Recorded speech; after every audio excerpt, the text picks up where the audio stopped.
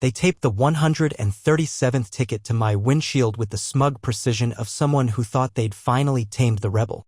I had parked my brand new Lamborghini in my own driveway, the one I paid for, paved, and polished. And yet, there it was, another fine from the HOA. The best part? I wasn't even in their HOA. But the real kicker? I'm the sheriff of this county. And that little stack of fake parking citations? It just turned into a criminal investigation. What kind of idiot writes a parking ticket to the man who signs the warrant forms? They say every man has a dream car. For me, it wasn't just a car. It was a quiet promise I made to myself 15 years ago when I was still working night patrol, scrubbing vomit off concrete outside bar fights, and driving a hand-me-down Crown Vic with a cracked side mirror and a heater that whined louder than the suspects. I told myself, one day, after I'd earned it all, I'd get the car that didn't just drive, it announced. A Lamborghini Aventador. Jet black. Custom leather. A V12 that could make the ground hum like a war drum. And after years of busting my ass climbing through the sheriff's ranks, logging more hours in courtrooms than I did at home, that day finally came. I drove it off the lot and didn't go home. I circled the damn county. Windows down, engine roaring, just to let it sink in. The sun was setting by the time I pulled into my driveway. That was the first mistake. See, my house, big lot, gated fence, sits a few feet outside the limits of the Oak Ridge Meadows community. They're a HOA-run subdivision. I'm not in it. Never signed anything. My home was grandfathered in before the HOA even existed. But that didn't stop them from acting like their cardboard castle of power extended across my property line. I parked my Lambo right in the center of my concrete driveway, polished from years of my own handiwork, and went inside to celebrate with my family. The next morning, my daughter ran inside shouting, "Dad, there's a bright pink paper on your car." I stepped outside still holding my coffee, and there it was. A neon-colored citation slapped onto the windshield of a $500,000 car like it was some rusty Toyota blocking a fire hydrant. Unauthorized vehicle violation, it read. This vehicle is not in compliance with HOA aesthetic standards.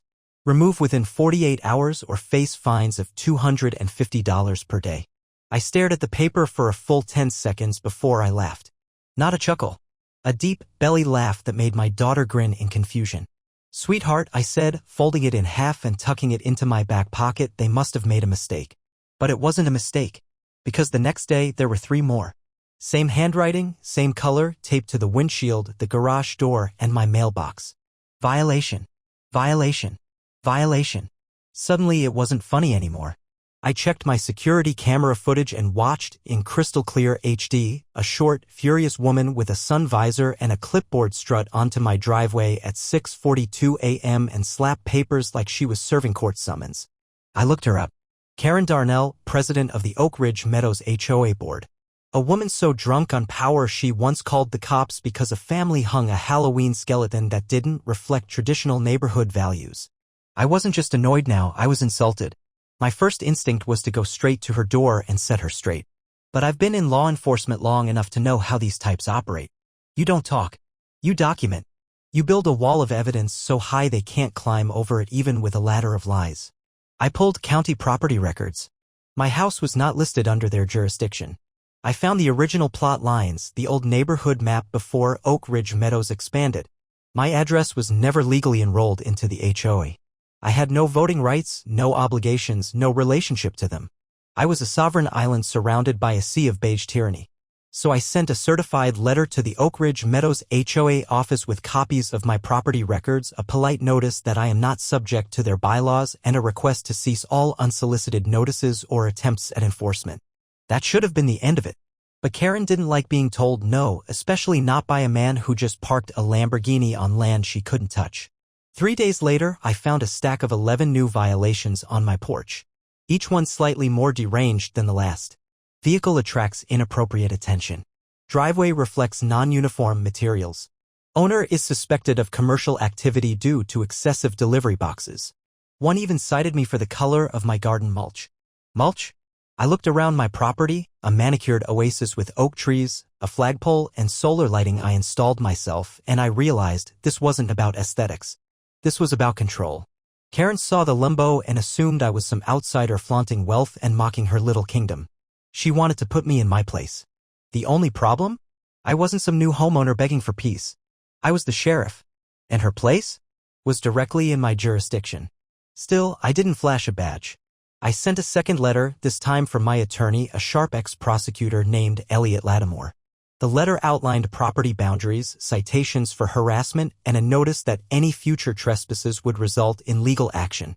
Karen didn't respond, but someone else did. One night, my security lights clicked on. I checked the feed, there she was again, this time with two younger people, both wearing Oak Ridge HOA polos. They were pointing at my car, at my windows, even measuring the height of my front bushes with a tape measure. Like they were FBI agents trying to catch a war criminal over shrubbery. I called out to them through the intercom. You're on private property. You've been warned. Leave now or I press charges. They scurried like raccoons caught in headlights. The next morning? 14 violations. And a notice that the HOA had unanimously voted to include my property in a newly amended boundary. A bold, handwritten map was included. They literally drew a red line that looped around my home and scribbled in, now part of Oak Ridge HOA, effective immediately. It was so absurd I thought it was a prank. But then I realized this was their plan. They weren't trying to follow the law. They were trying to fabricate it. And they had no idea I had already started documenting everything. Every notice. Every trespass. Every instance of harassment. My cameras were rolling 24/7. My lawyer was building a case. And my patience? Was thinning by the hour. The final straw came 2 weeks later. My wife called me while I was at the station. She sounded shaken. There's a man outside the house, he says he's from the HOA security team. He's circling the car. My chest tightened. I told her to stay inside, then jumped in my cruiser and flew home. By the time I got there, he was gone, but not before he'd placed a boot on the back tire of my Lambo. A boot? On my property? On a car they had no authority over. I called Elliot. We're filing the full package, I said.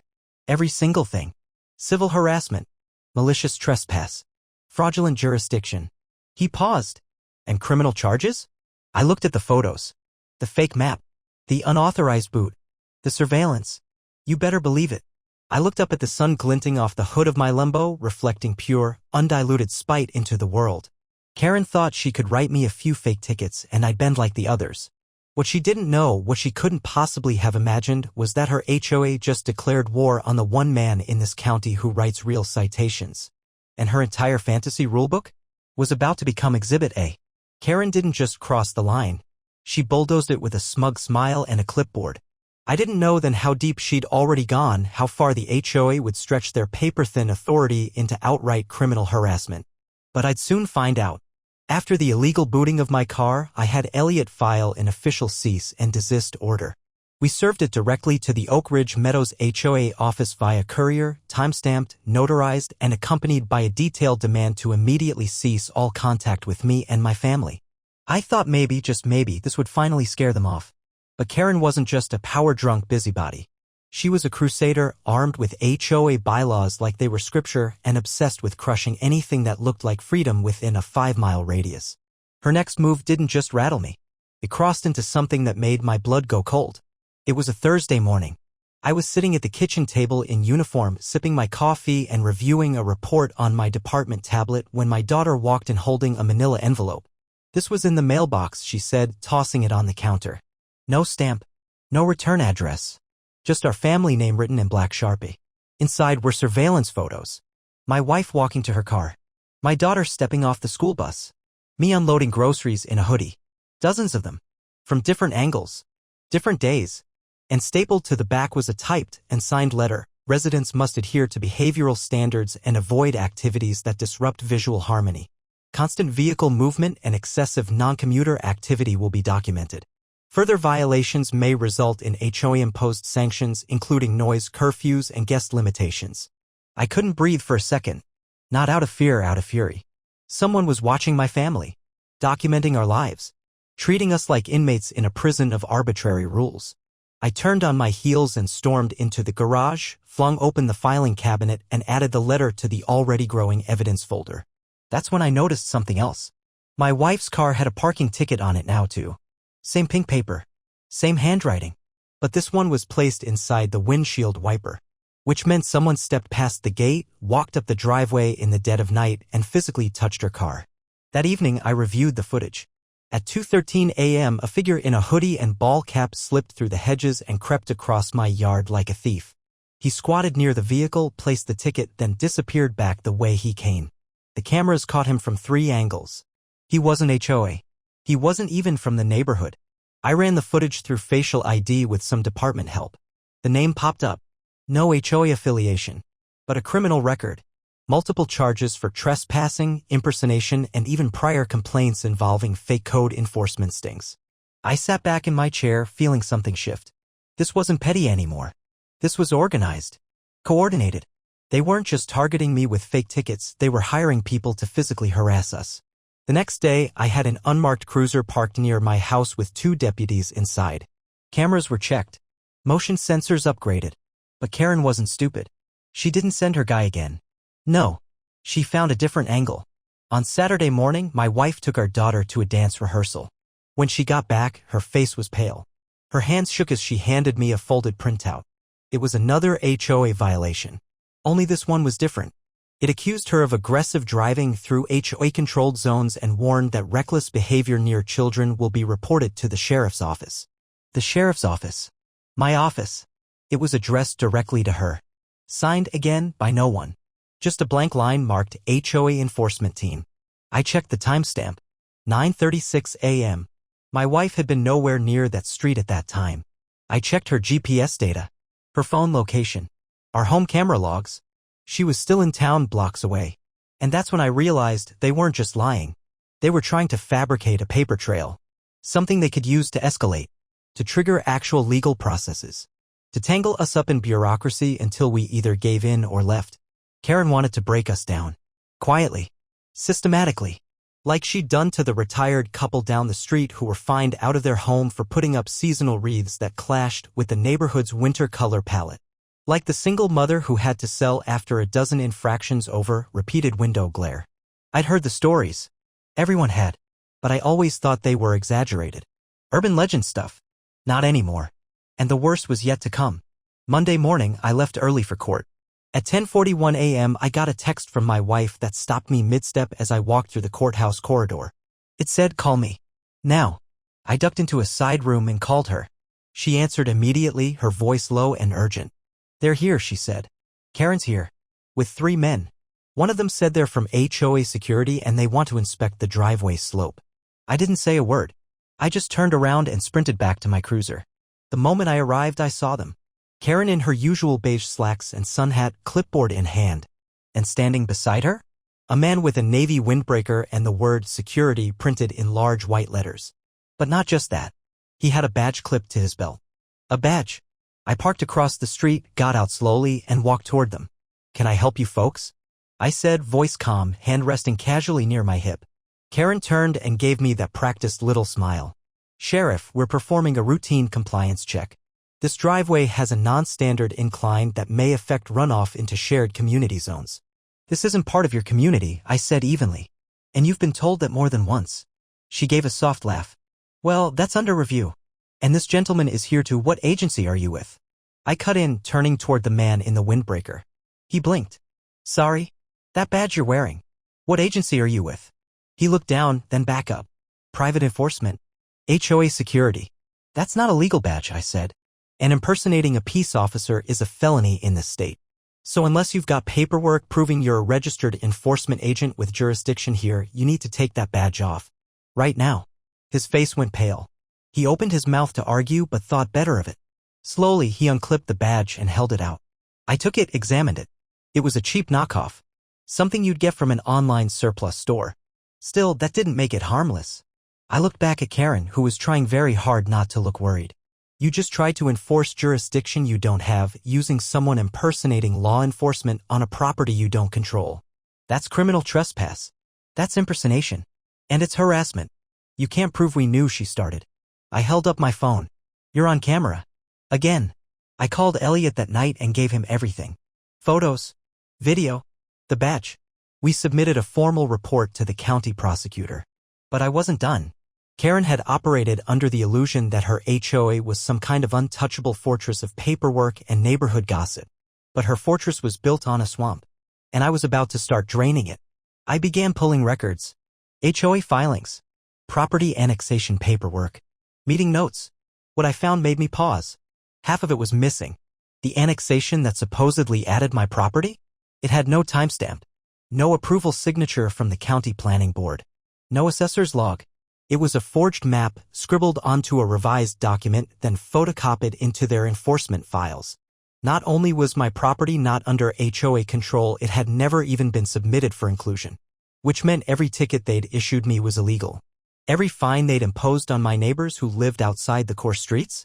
Also illegal. And if they collected money for it? That was fraud. Mail fraud. Wire fraud. Criminal-level offenses. I took a breath and leaned back in my chair. Karen thought she'd buried us under a pile of made-up rules. But she didn't realize the man she was burying had a badge, a folder full of evidence, and jurisdiction over every single inch of her phony empire. They wanted war? They were about to learn what it meant to start one with the man who signed the damn arrest warrants. The man who tried to boot my Lamborghini wasn't done. Not even close. When I ran his name through our department system, back channel, off record, the way you check on someone when you're not looking to tip them off, I found a rap sheet that told me everything I needed to know. Brian Templeton. Felony record in 2 states. Prior convictions for impersonating an officer, fraud, and something called regulatory obstruction, which basically means he posed as a housing inspector and extorted homeowners for fake violations. He wasn't just some hired muscle. He was a con artist. A specialist in making things look official when they weren't. And now he was the HOA's security consultant. I had already turned in the evidence of his impersonation to the county prosecutor's office, but something didn't sit right.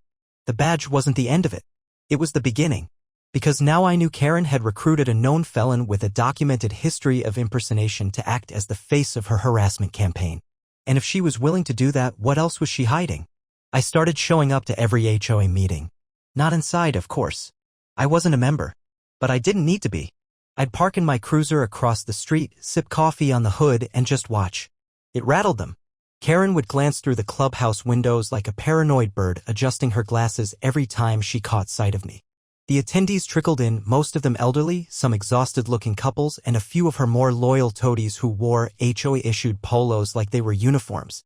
I took photos of every vehicle in attendance, then cross-referenced the owners against a county resident database. Nearly a third of them didn't even live in Oak Ridge Meadows. They were coming in from other communities, voting on policies, and helping Karen expand her power. That was fraud too. That was manipulation of a homeowners board. And it was going to burn them. The next move came quietly. At first, I almost missed it. I received a notice, sent by mail this time, clearly an attempt to look more official, that my property had been scheduled for compliance review. The phrasing was careful.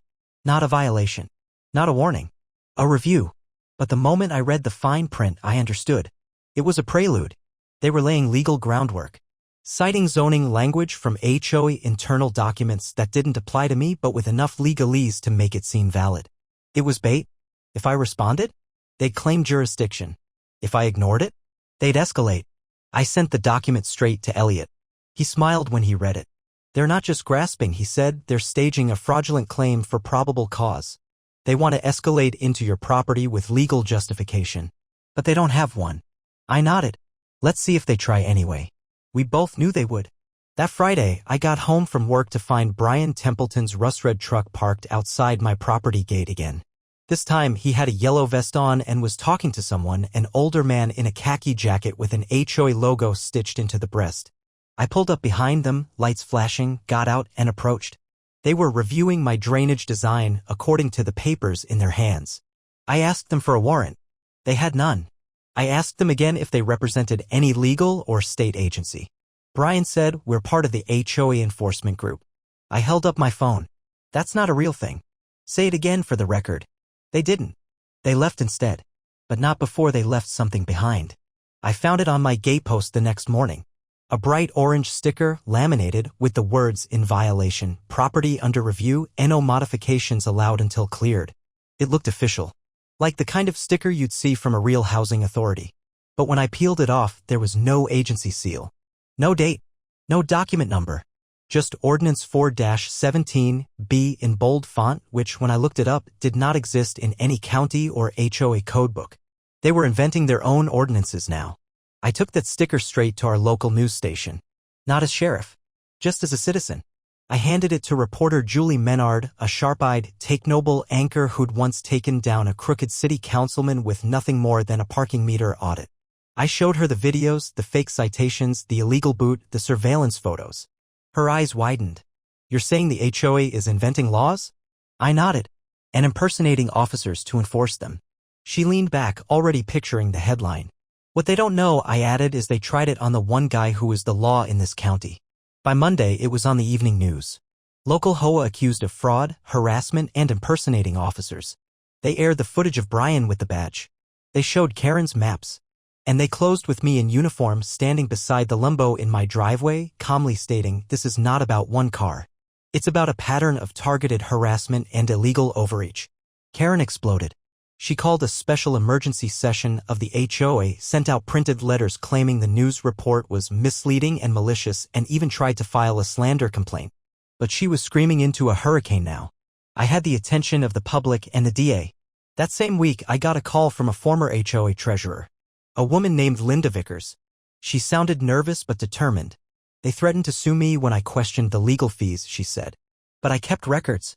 If you want them, I'll give them to you." I met her at a cafe on the edge of town. She slid over a flash drive and a folder. The folder contained 3 years' worth of invoices billed to a company called Metafield Services LLC. Nearly every line item was vague: exterior control compliance, zone inspection support, enforcement dispatch. The address for Metafield Services? A P.O. box. But when I pulled the business license, the registered agent was Karen's brother-in-law. She was funneling HOA money into a fake company to pay people like Brian Templeton to harass residents. It was fraud on top of impersonation built on a lie.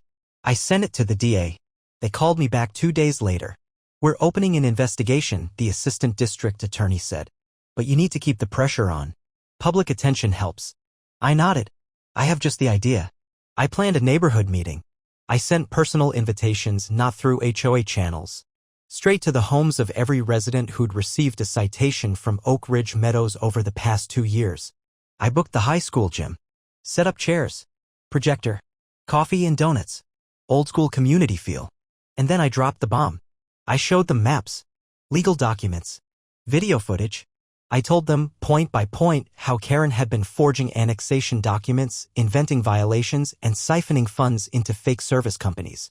I showed them how none of them technically were under HOA jurisdiction anymore due to a lapse in rechartering. When the power shifted, it wasn't gradual. It was immediate. People started crying. One man stood up, shaking. "She fined me $900 for a water stain on my stucco. I had to take out a payday loan to cover it." Another woman said they threatened to tow my daughter's car if she parked on the street again. "She doesn't even live here anymore." And then an older couple in the back, who had remained silent the whole time, stood up together. "Karen fined us for planting roses that weren't HOA approved. That was our anniversary gift to each other. She made us tear them out." The room shifted. Anger crystallized into resolve. It wasn't just my war anymore. It was theirs. By the end of the meeting, we had formed an independent homeowners committee, unaffiliated with Oak Ridge Meadows. Over 40 households signed on. We filed for incorporation that week under the name Oak Ridge Freedom Homeowners Collective. And we filed suit. Karen got served on a Tuesday afternoon, right as she was walking her dog, a yippee little thing named Muffin. The server handed her the envelope, nodded politely, and left. The footage from my porch cam caught the moment she read it. Her face froze. Her eyes scanned the pages. Her lips parted. And then she crumpled it and screamed into the sky like someone had just told her democracy was real. Because here's the truth, Karen didn't fear the law. She feared the loss of control. She ruled her HOA like a dictatorship with better landscaping. But when the people finally stood up, when the sheriff stopped watching and started striking, she realized her power was built on silence. And that silence was over. I didn't just fight back. I built a rebellion. And the next phase was already in motion. Because now I had legal evidence, public support, and a prosecutor who smelled blood in the water. And Karen? She had a clipboard, a fake badge, and a criminal record that hadn't even been written yet. The public reckoning shook Karen's little empire to its core, but what came next was the real earthquake. Because as the headlines faded and the lawsuits stacked up, I dove into the one battlefield Karen never expected me to enter, her own paper trail. The records, the filings, the structural bones of the HOA itself. And what I found buried there wasn't just corruption, it was a blueprint for organized fraud. I started where most grifters slip, the money. I pulled payment reports from Linda Vickers' flash drive and matched them against county disbursement logs, utility filings, and subcontractor licenses. The numbers didn't add up. Metafield Services LLC had billed the HOA for more than $147,000 over 3 years. Landscaping, compliance patrols, zone enhancement. But Metafield had no tax returns, no listed employees, and no physical address outside of that P.O. box linked to Karen's brother-in-law, Charles Darnell, who, by the way, declared bankruptcy in 2018 and has been flagged for financial misreporting twice. I submitted a quiet inquiry through the state regulatory portal. 2 days later, I got a call back from a contact at the Department of Consumer Protection. "This looks bad," she said. "Like Rico bad?" I nearly smiled. But that was just the start. Because then I found the annexation file. The document Karen claimed gave her HOA the right to govern my property and 30 others on the outer edge of Oak Ridge Meadows. The file itself had a timestamp. It looked official. County seal, meeting minutes, and even a signature from a planning coordinator. Except that coordinator? She hadn't worked for the county in 6 years. I called her directly. "No, sir," she said. "I never approved that expansion. And if my name's on that form, someone forged it." She emailed a statement within the hour. That signature on county record? A ghost. A forged name used to manipulate legal jurisdiction. I brought it straight to Elliot, who stared at the printed form like it was a confession note. "You're telling me," he said slowly, "that Karen didn't just expand her HOA illegally, she faked county authorization to do it?" "Exactly. That's forgery, unlawful jurisdiction assertion, and if she collected dues, wire fraud." "She collected," I said. "I've got copies of checks from 3 different families." Elliot sat back in his chair, eyes narrowed. "We're going federal." And just like that, the ceiling blew off the case. Because the moment federal investigators got involved, everything went from slow-motion chess to rapid-fire dominoes. Subpoenas were issued. Karen's HOA board email accounts were seized. Her laptop was taken. And suddenly every member of her inner circle who once wore those smug little HOA polos started lawyering up like suspects on a mob show. But even in the face of all that, Karen wouldn't break. She doubled down, sent out HOA newsletters insisting she was the victim of a coordinated misinformation campaign, blaming me for stirring division and calling the Freedom Homeowners Collective a rogue faction attempting to dismantle order. The desperation in her tone was subtle at first, but by the second week she wasn't even hiding it. Her newsletters read more like manifestos. "Order is under attack," she wrote in bold Times New Roman. "We must remain vigilant. We must resist intimidation.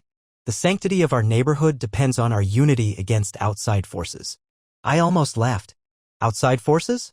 Lady, you forged the county map with a dead signature." Meanwhile, my team compiled a full dossier, every fake citation, every fraudulent expansion vote, every service invoice billed to a shell company. We cross-referenced phone records, HOA group chat logs, and security footage with timestamps.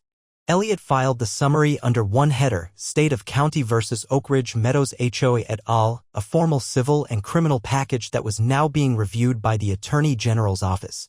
But the real gut punch came from the IRS. Because you can fake authority, you can fake ordinances, but the one thing you never fake? Tax records. And Karen's security contractor business? Yeah, it reported exactly $0 in income last year. But we had payment logs showing thousands flowing into that P.O. box account. That's tax evasion. That's federal time. The residents, meanwhile, were in full-blown rebellion. Lawn signs started popping up, "Dissolve the HOA." T-shirts were printed. "Not my HOA" started trending in the local Facebook groups. A retired teacher named Mrs. Langston started organizing weekly protest walks around the neighborhood perimeter, 6 a.m. every Saturday, rain or shine. They marched with picket signs. Families came out in robes to wave. Kids rode by on bikes with homemade flags saying Karen can't count votes. It was beautiful. It was democracy. And Karen? She was losing her mind. She filed restraining orders against 3 neighbors. None were granted. She attempted to sue our homeowners collective for brand infringement. The judge tossed it in 12 minutes. Then she tried to force a lien on my property. That one, well, that was the biggest mistake she ever made. Because the moment she tried to legally entangle my property, knowing full well that I was not, never had been, and never could be under her HOA's jurisdiction, she committed actual, provable felony real estate fraud. That's not HOA bickering. That's prison time. We got the paperwork served the next morning. Deputies I trained personally knocked on her door. Body cams rolling. Clipboards in hand. Karen opened it in a purple bathrobe, face pale, eyes already rimmed with panic. "Ma'am," Deputy Ruiz said evenly, "you are being served notice of a federal investigation into financial fraud, forgery, tax evasion, and real estate interference. You are required to turn over all HOA-related documents and cease all governance activity until further notice." The footage made its way online.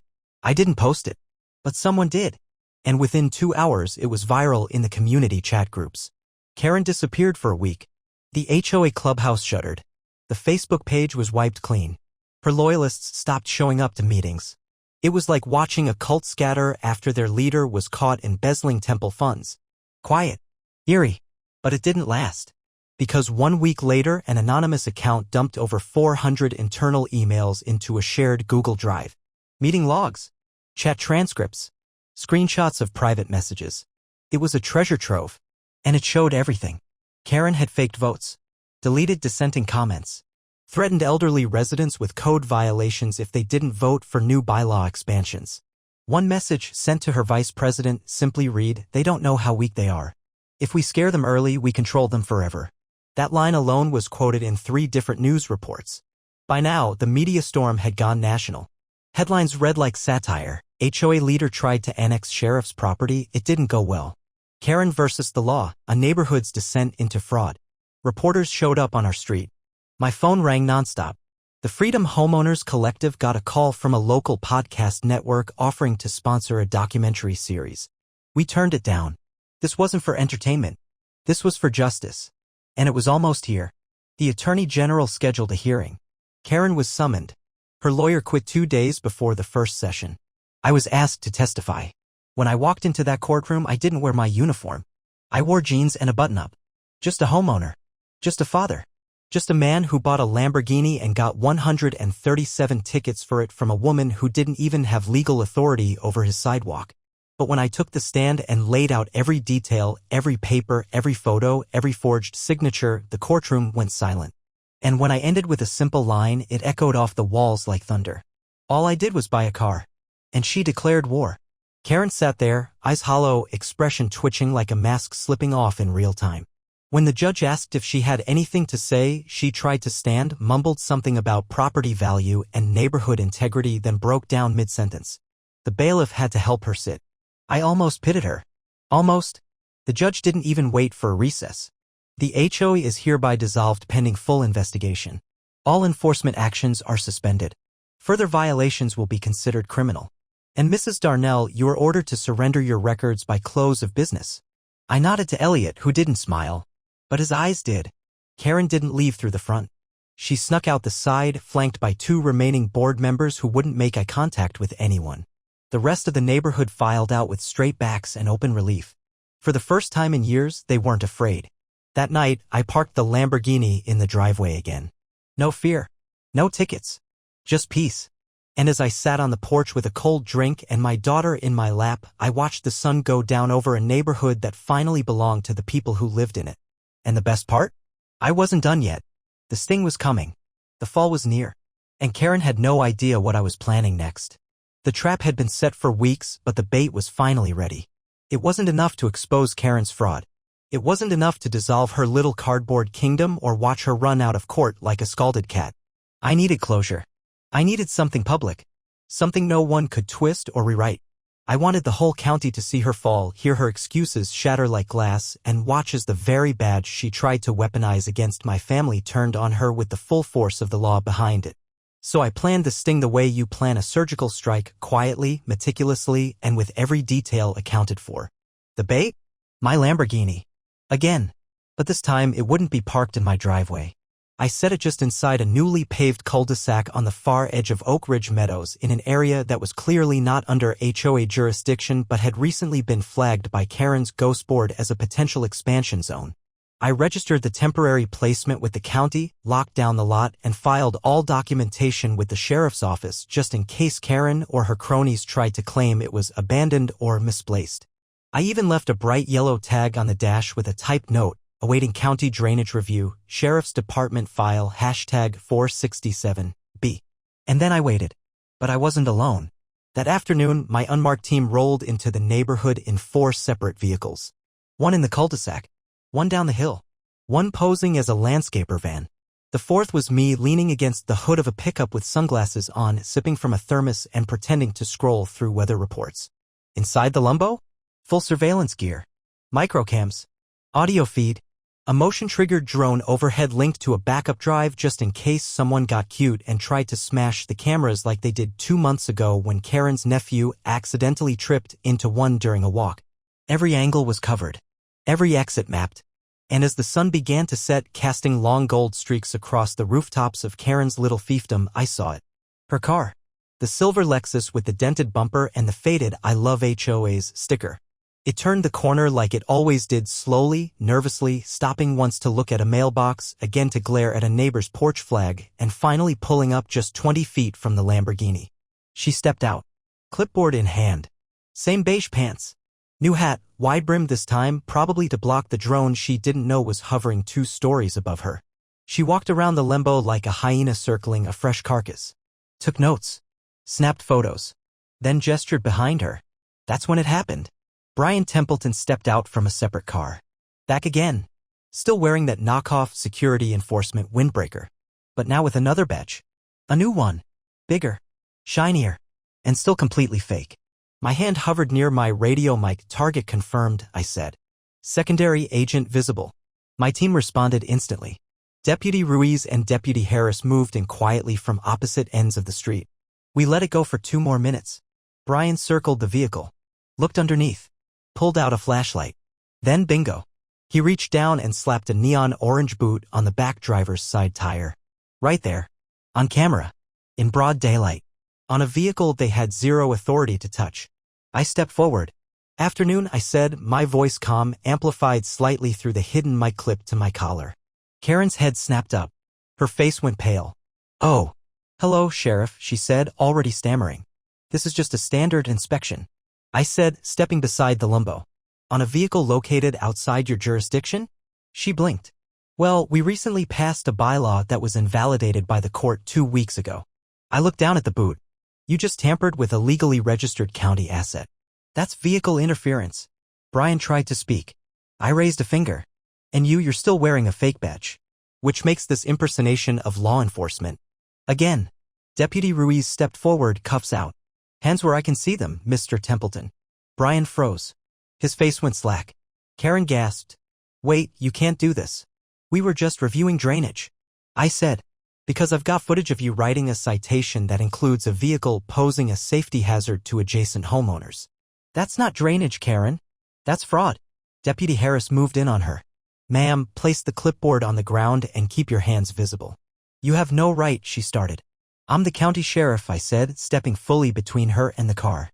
And this is a live sting operation backed by a federal warrant. We've been tracking your communications for the past 6 weeks. And you just walked straight into a felony. That's when she broke. She crumpled backward onto the curb like someone had turned her bones to wax, mouth trembling, hands twitching. This is a mistake, she whispered. We're just trying to protect the neighborhood. By booting cars, forging documents, and funneling HOA funds to your brother-in-law? I said, voice still calm. You declared war on your own residents, Karen. And now it's time to pay. Brian was cuffed first. Hauled into the cruiser, head down, face twitching like he was trying to remember if this was his 2nd strike or his 3rd. Karen was next. They read her rights as the neighborhood gathered. People streamed out of their homes. Phones out. Recording. Some stared in silence. Others cheered. One kid even yelled, guess who's not running the bake sale now? And when Karen was loaded into the back seat of the cruiser, tears streaking her cheeks, blouse damp with sweat, a hush fell over the cul-de-sac. Everyone knew. The queen had fallen. By nightfall, the footage was on local news. By morning, it hit national. HOA president caught in sting operation by county sheriff, impersonation and fraud charges pending. I did one interview. Just one. I stood on my porch with the Lambo behind me and said this was never about a car. This was about a bully with too much paper and not enough restraint. And thanks to the people in this community, that bully won't hurt anyone again. The charges stuck. Forgery. Wire fraud. Mail fraud. Criminal impersonation. Real estate interference. Conspiracy to defraud. Karen took a plea deal within 2 months. 5 years probation. Fines totaling $112,000. Banned from holding any HOA position in the state of California for life. Brian got 12 months with early parole.